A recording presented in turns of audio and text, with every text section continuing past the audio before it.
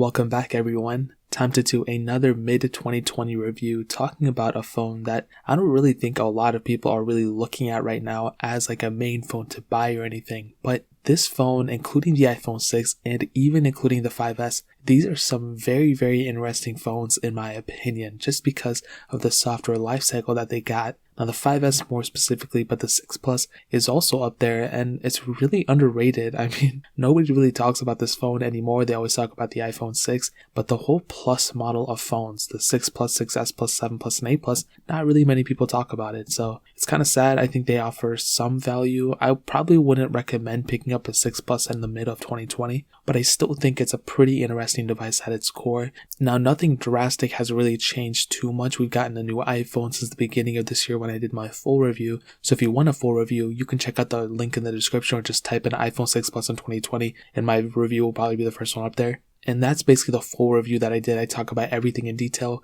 In this video, I'm just brushing over things and just kind of talking about the major things that have happened. The most important thing that has happened is probably in terms of the software, which I'll talk about more in a second. But on the front, you still have that 5.5-inch IPS panel. It's 1080p and it's a really good panel at the end of the day. I think for a 2014 phone, it's not the best looking panel or anything, but considering the fact that Apple was selling the iPhone 8 Plus up until like 2 months ago, it still says a lot to me that Apple was, kind of wanting to perfect this design and perfect this screen as much as possible. And this panel is high resolution than the iPhone SE 2, so it's really not that bad looking of a panel. Yeah, it doesn't really look that great, but it's not bad either. You have quite a bit of bezel on the top and bottom, which is definitely one of those things that ages this phone for sure. The home button with Touch ID 1 up front. And on the bottom, you have that lightning port as well as that headphone jack, which I'm sure a lot of people care about. I'm sure a lot of people don't. Me, I used to care about it. Now I don't.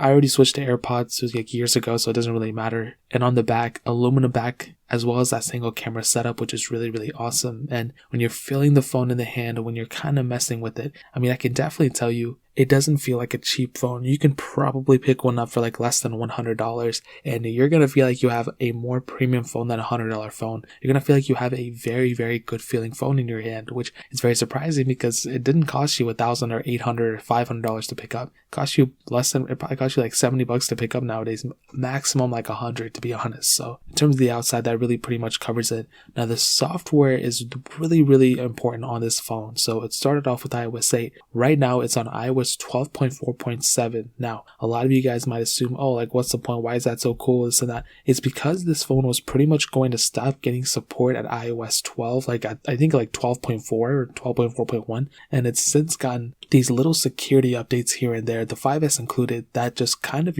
showcase Apple support for their older iPhones, which is very impressive. And that is one of my favorite things about Apple. Their showcase of just, okay, we have these older iPhones, we're going to keep supporting them as long as we physically can. And with the 6 Plus, I mean, like I stated before, I don't know how many people still use these phones, but I doubt it's like more than like 10% of people in Apple's market or whatever, and they're still supporting these phones, which is really, really impressive. So for sure, the software is the awesome thing. We've gotten several updates for this phone since the beginning of this year up until now, which haven't increased the features, but they just improved the quality of the software, which is really cool. So software gets a thumbs up in my books. Performance wise, you have that Apple A8 chip, dual core CPU and 1 gig of RAM, and obviously it's not that good performing of a phone anymore. I probably wouldn't recommend picking it up in terms of performance standpoint. It'll get the job done. You can jailbreak it, get some speed tweaks here and there, but other than that, I mean, I probably would not recommend a majority of people still using this phone, especially when it comes down to the performance. It's really not that good performing of a phone, but like I said, I mean, it kind of gets the job done at the end of the day, so it is what it is. Now the camera, single 8 megapixel sensor on the back. You can do 1080p videos on it, which is really cool,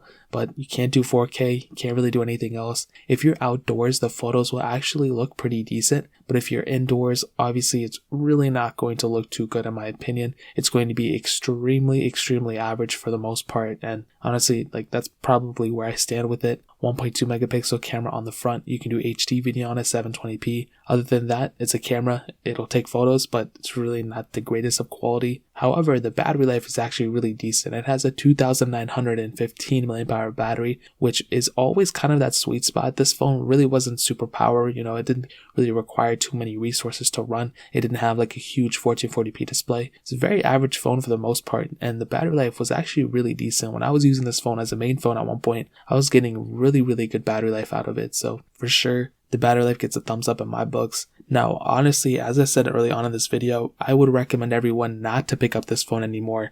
I would recommend picking up at least like an iPhone 7 or 7 Plus, most probably like an iPhone 8 or 8 Plus if you can. Those things will get you by so much further, and I'll even link them down in the description below so you can get them from there and help support the channel at the same time. But the 6 Plus was good at the time, and right now it's not really that great anymore, so that really pretty much covers it up. If you guys have any other questions or anything, let me know in the comment section below. Hit the like button, that would mean so much, but definitely hit that subscribe button. Every single subscriber that we get really does count, so it means so much if you guys could hit that. Also check out the other links down in the description as well. My Twitter, my Instagram, my second channel, all those links are linked down below. I'd really appreciate if you guys could check it out. More importantly than everything else, I love every single one of you guys. Hopefully I'll catch you guys in the next video. Peace out till then.